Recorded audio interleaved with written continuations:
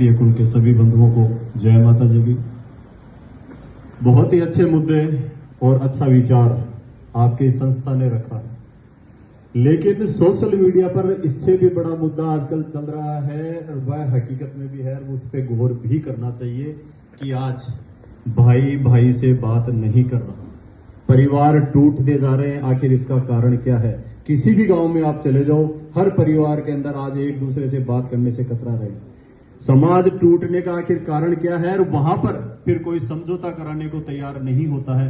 यह कहीं न कहीं समाज की भी कमी रहती है और संगठनों की भी कमी रहती है। इस पर भी विचार करना चाहिए। सबसे पहले राठौड़ साहब ने बताया कि गांव से हमारा जुड़ाव रहना चाहिए, बिल्कुल रहना चाहिए। गांव से ही व्यक्ति की पहचान है। यहां पर तो हम प्लॉट के नंबर से आधार पे या कॉलोनी के नाम से जाने जाते हैं कि फला कॉलोनी में मेरा वो प्लॉट नंबर है, लेकिन अगर आपकी आइडेंटिफाई करनी है तो आपकी पहचान आपके गांव से ही होगी।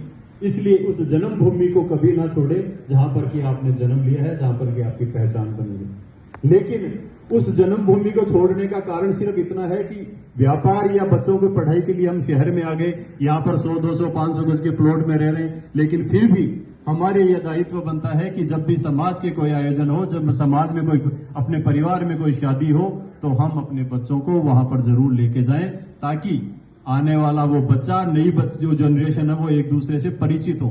आज मैं कहता हूं कि 80%, बुरा मत मानना, 80% हमारे खुद के बच्चे एक दूसरे को नहीं पहचानते। आप गांव में ले जाओ, सिर्फ अंकल और आंटी हो गए सबके लिए।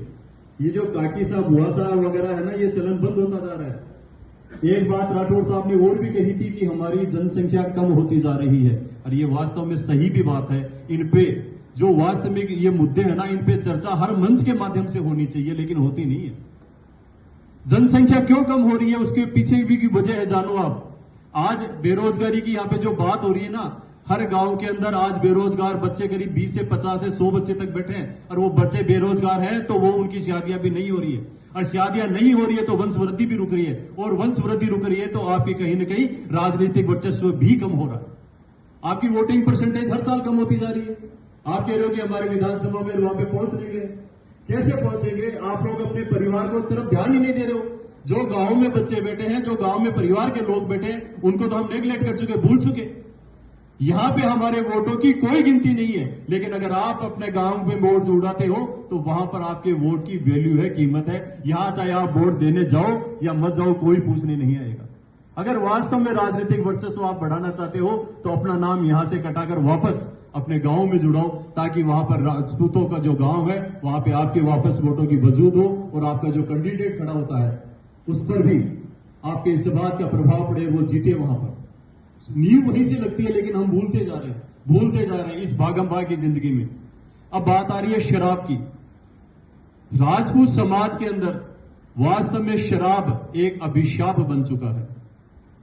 आज शराब तो पहले था, लेकिन अभी सूखे नशे बहुत होने लगे हैं। आजकल के युवाओं में देखने को मिला होगा आपको, हर कहीं आप चले जाओ, गांजा, अफीम, चरस, पता नहीं क्या क्या लोग। चाय की दुकानों पे 100-100, 150 बच्चे एक साथ दुकानों पे बैठे रहते हैं। मैं झोटवाड़ा में रहता हूं, कालवाड़ रोड पर 206 बीघा एक जमीन आती है। वहां पर आप कभी भी चले जाओ, अभी भी चले जाओ, चाहे लग्जरी गाड़ियां आपको मिलेगी, मोटरसाइकिलें मिलेगी, और कभी 150-150, 200 बच्चे एक एक चाय की दुकान पर मिले। आखिर उस चाय की दुकान में है क्या, ये जानने का प्रयास कोई नहीं करता। कोई समय था जब बच्चों, माता पिता से बच्चे डरते थे, लेकिन आजकल उल्टा हो गया, और उसका कारण है कि एक औलाद होना। आज माता पिता बच्चे से डरने लगे हैं कि अगर मैंने मेरे बच्चे को डांट दिया तो कहीं वो आत्महत्या या सुसाइड ना कर ले, इसलिए उसको कुछ नहीं कहते, जैसा वो कर रहा है करता जा रहा है। उसका ध्यान ही नहीं रख पा रहे हम लोग। शराब की टेबलें सार्वजनिक रूप से, मैं हर मंच के माध्यम से कहता हूं कि सार्वजनिक रूप से शराब का बहिष्कार राजपूत समाज को करना चाहिए।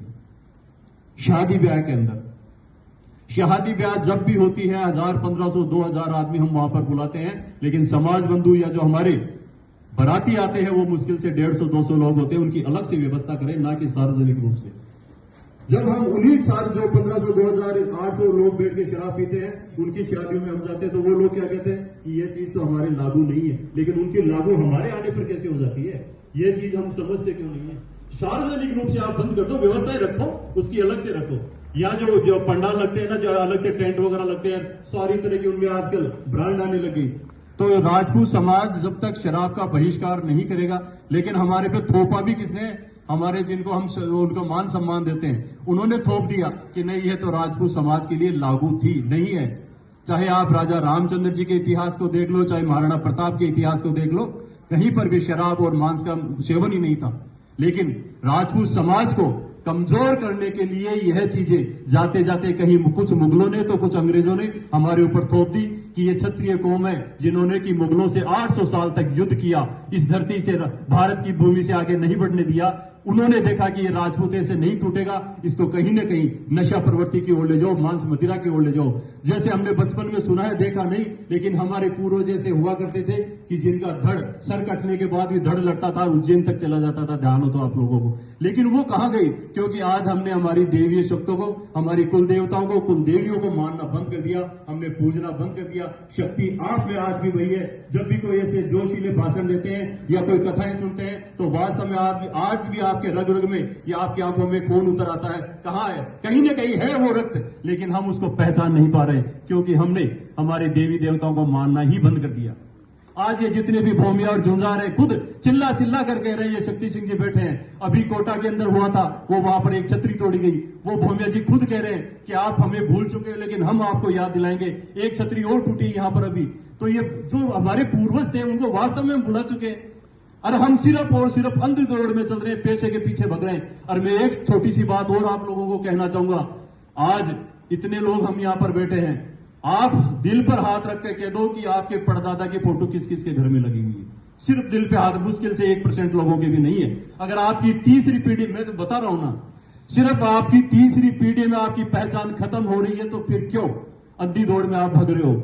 व्यवस्थाएं करो। मैं ये नहीं कहता कि बिल्कुल हाथ पे हाथ धर के बैठ जाओ। व्यवस्थाएं होनी चाहिए, आर्थिक रूप से मजबूत रहो, लेकिन जिस कुल में जन्म लिया है उसके प्रति